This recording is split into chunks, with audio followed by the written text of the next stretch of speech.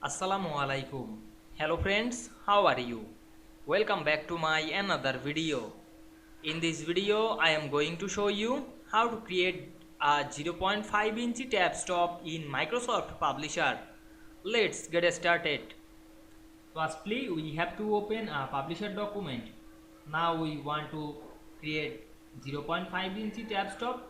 Click inside a text box, then go to the home menu and click the paragraph settings option.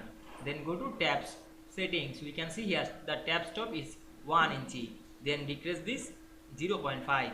Then click OK.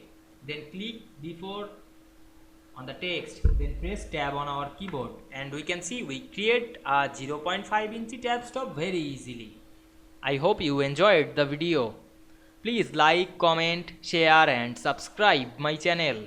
Thanks for watching.